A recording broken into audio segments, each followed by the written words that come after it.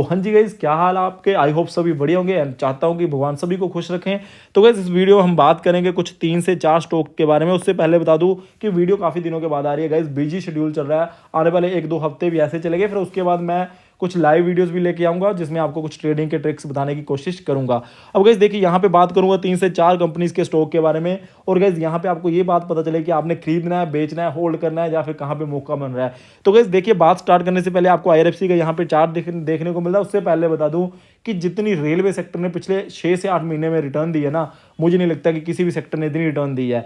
तो खासकर इस सेक्टर के बारे में ज़्यादा एम्फसाइज किया जाता है मेरी ओर से, क्योंकि गाइज यहाँ पे कुछ स्कोप बन रहा है, मौका बन रहा है, तो हम इसी सेक्टर को ज़्यादा कवर करने की कोशिश करेंगे। तो गाइज सबसे पहले IRFC की बात करूँ तो गाइज आपको ना एक बात अब समझ आ रही होगी कि जो चीज़ें बोली जाती है वो सच होती जा रही हैं। गाइज मैंने आपको पिछले कुछ वीडियो बनाई थी, वहाँ पे मैंने आपको बार बार बोल रहा था कि इसमें कंसोलिडेशन आ सकती है 75 के आसपास, तो वही कंसोलिडेशन चल रही है। और गाइज मैं कहता हूँ कि ये बहुत बड़ी पॉजिटिव बात है। इससे शेयर ने अपना जो एक लेवल है ना, कंसोलिडेशन का लेवल जो 30 के अराउंड होता था, वो शिफ्ट करके 75 के ऊपर ले गया है। तो एक नई स्ट्रेंथ मिल रही है शेयर को। और मैं बता दूं कि अगर किसी शेयर में 200 के लेवल होने हैं ना, तो ऐसे धीरे धीरे ही जाएगा ये शेयर।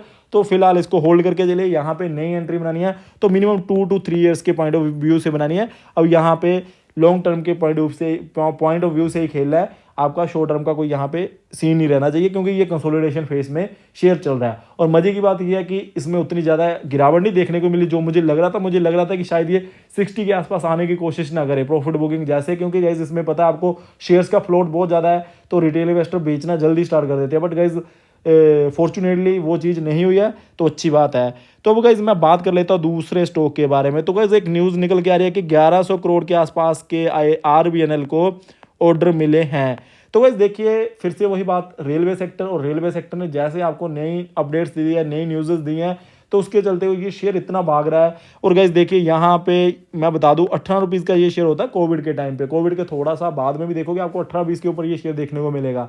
इसने पूरा मौका दिया लोगों को पैसा बनाने का, वहाँ से लगभग 10 गुना पैसा हो गया। तो गाइज देखिए, ऐसे धीरे धीरे पैसे बढ़ते हैं। और यहाँ तक मुझे अब लग रहा है, पहले मुझे लग रहा था कि ये इसमें लंबी कंसोलिडेशन देखने को मिल सकती है, जब ये 130 से फिर से 120 के आसपास आया था।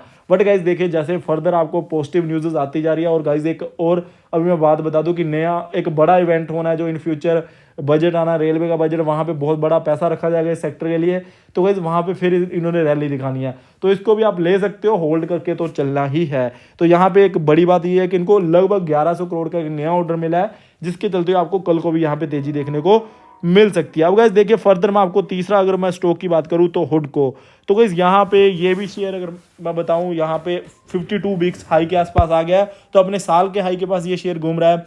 5% की तेजी के साथ ये पिछले ट्रेडिंग सेशन में बंद हुआ है। तो यहाँ पे क्या करना है, तो गाइस देखिए, क्योंकि मैंने इसको भी काफ़ी बार आपको रिकमेंड किया है, तो मैं बता दूं कि यहाँ पे आप थोड़ा थोड़ा प्रॉफिट बुकिंग की ओर देख सकते हैं। क्योंकि गाइस देखिए, 52 वीक्स के हाई के आसपास है, यहाँ पे भी कंसोलिडेशन इन फ्यूचर स्टार्ट हो सकती है। मुझे लगता है कि 100 के आसपास टच करेगा तो यहाँ पे जो कंसोलिडेशन और प्रॉफिट बुकिंग है वो स्टार्ट हो सकती है। तो वहाँ पे मैं बता दूं, आप यहाँ पे कुछ ना कुछ प्रॉफिट निकाल सकते हो हुडको में, ठीक है ना। और नई अगर फ्रेश एंट्री बनानी है वो तो गाइस आप किसी शेयर में भी बना सकते हो, बट आपका पॉइंट ऑफ व्यू फिर अगर लॉन्ग टर्म है, फिर तो आप कहीं 52 वीक हाई हो, जो 52 वीक लो हो, कहीं पे भी खरीद सकते हैं अच्छी कंपनी को, अगर आपने लॉन्ग टर्म लेके चलना है।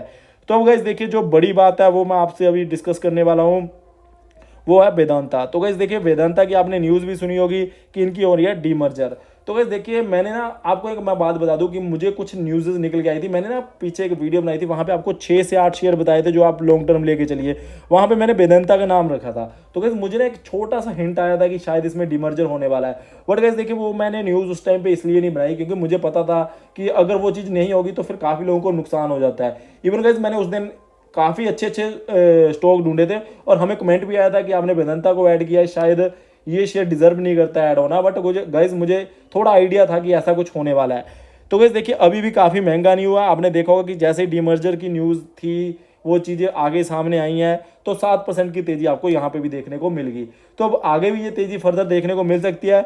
जो अपडेट है कि हाँ, डीमर्जर में कितनी कंपनीज बनेगी, तो गाइस आई थिंक आप इसको गूगल पे भी करके देख सकते हो। वो तो अगर मैं यहाँ पे डिटेल में खींचूंगा तो वो तो आपको कोई नई बात नहीं रहेगी। तो मुझे लगता है कि 6 कंपनीज बनेगी, हर एक का एक आपको शेयर मिलेगा, तो ट्रू वैल्यू अनलॉकिंग है वो वहाँ पे देखने को मिल सकती है। हाँ गाइस देखिए, थोड़ा सा डाउट ये है कि इनके जो डेट है, स्टॉक प्लेस्ड है, काफ़ी ज़्यादा है, तो वहाँ पे एक डाउट आता है कंपनी के बारे में।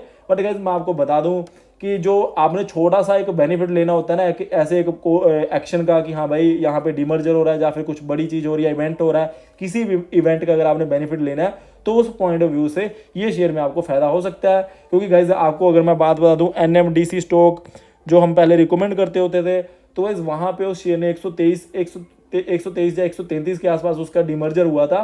और गैस देखिए आज आप उसकी वैल्यूएशन देखोगे ना, जो आपको 2 शेयर मिले थे, तो आप देखोगे कि आपको कितना बेनिफिट हो गया।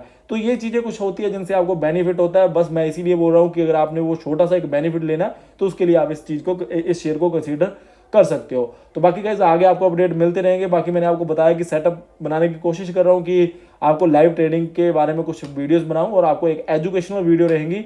वहाँ पे ये नहीं होगा कि हाँ भाई आपको फोर्सफुली किसी चीज़ के लिए फोर्स किया जाएगा कि आपको ऑप्शन ट्रेडिंग करनी है या ये करना है। जस्ट आपको एक एजुकेशनल वे में वो समझाने की कोशिश की जाएगी।